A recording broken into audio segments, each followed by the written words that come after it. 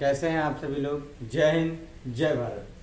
आज हम साइंस से हटकर कुछ अलग विषय पर चर्चा करेंगे।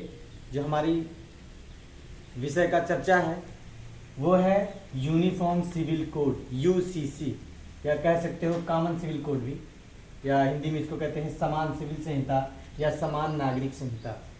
इसमें पूरे देश में समान नागरिक संहिता पर चर्चा हो रही है और यह चर्चा का केंद्र भी बना हुआ है। ये जो विषय है ये चर्चा का केंद्र इसलिए बना हुआ है क्योंकि बहुत ही जल्द उत्तराखंड राज्य में यूसीसी लागू होने वाला है। अभी इससे बहुत क्या हो रहा है कि बहुत से लोग भ्रमित हैं कि क्या है यूसीसी, या बहुत से लोगों को यूसीसी के बारे में पता भी नहीं है। तो जिन लोगों को यूसीसी के बारे में पता नहीं है और उसके बाद जिन लोगों कुछ लोगों को पता भी है तो वो लोग इसमें भ्रमित हैं। तो क्यों भ्रमित है? कुछ लोगों को लगता है कि यदि यूसीसी लागू हो जाएगा तो हो सकता है कि उनकी जो धार्मिक स्वतंत्रता है वो खत्म हो जाएगी, या हो सकता है उन्हें और मौलिक अधिकारों में उनकी कमी आ जाएगी। तो ऐसी कोई बात नहीं है। यूसीसी एक समानता बताने वाला ही कानून है। तो चलिए आज हम चर्चा करते हैं कि यूसीसी यूनिफॉर्म सिविल कोड क्या है। देखिए, हमारे संविधान में भाग 4 जो नीति निर्देशक तत्व है, डायरेक्टिव प्रिंसिपल्स ऑफ स्टेट का एक अनुच्छेद है 44 अनुच्छेद 44 है। अनुच्छेद 44 कहता है कि सभी नागरिकों के लिए या प्रत्येक राज्य अपने राज्य में समान नागरिक संहिता लागू करे। यह नीति निर्देशक तत्व है कि सभी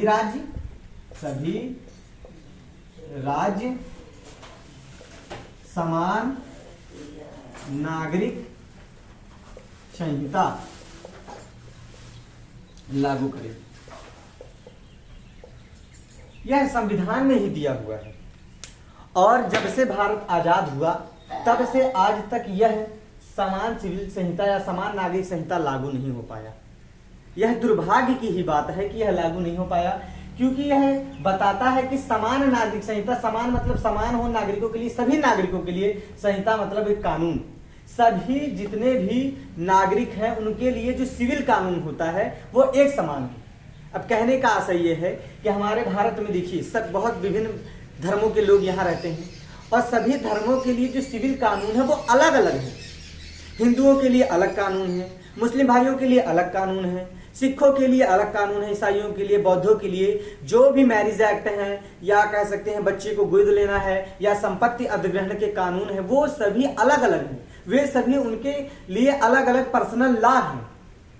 तो देखा जाए तो मुस्लिमों के लिए भी देखेंगे मुस्लिम पर्सनल लॉ बोर्ड है जो कि उनके विवाह के बारे में, उनके संपत्ति अधिग्रहण के बारे में, गोद लेने के बारे में कानून का निर्णय करता है। कहीं ना कहीं देखा जाए तो उनका जो कानून है वो शरीयत से चलता है, संविधान के अकॉर्डिंग नहीं चलता है। वहीं अगर जो एक तरफ देखा जाए तो हिंदू, बौद्ध या सिख, ईसाई, अन्य धर्मों के जो हैं ये सभी हिंदू लॉ बोर्ड के अंतर्गत आते हैं। तो ये जो है ये संविधान के अंतर्गत जो नियम कानून है उसके अंतर्गत आते हैं। और अगर जो और देखा जाए तो पारसी के लिए अलग बोर्ड। तो बहुत सारे लॉ बोर्ड हमारे भारत में हैं और सभी के लिए मैरिज एक्ट और तलाक के लिए अलग अलग नियम और कानून है। देखिए, कुछ समय पहले 3 तलाक का जो कानून आया वो कहीं ना कहीं महिलाओं के उद्धार के लिए काफी महत्वपूर्ण था। और यह जो कानून है सबको समान अधिकार देता है। यह बताता है कि सभी जितने भी नागरिक हैं वे सभी हमारे लिए समान हैं। तो जब हमारा आपको मैं बता दूं कि हमारा देश एक धर्मनिरपेक्ष देश है। तो धर्मनिरपेक्ष देश है, धर्मनिरपेक्ष राष्ट्र होने की वजह से यहाँ सभी धर्मों को बराबर का अधिकार है। तो जब हम सभी लोग समान हैं तो हम सभी के लिए समान प्रकार का कानून होना चाहिए। तो इसलिए सरकार इस क्षेत्र में कदम उठाना चाहती है। तो जिन लोगों को लगता है कि यूसीसी आने से सबकी जो धार्मिक स्वतंत्रता है वह खत्म हो जाएगी, तो ऐसी कोई बात नहीं है। धार्मिक स्वतंत्रता कभी खत्म नहीं होगी या किसी भी प्रकार के मौलिक अधिकार में कोई कमी नहीं आएगी, बल्कि सबको बराबर का क्या कहते हैं अधिकार मिल जाएगा। और इसका यूसीसी का सबसे ज्यादा लाभ अगर जो किसी को होने वाला है तो वह होने वाला है महिलाओं को। और महिलाओं को लाभ क्या होगा?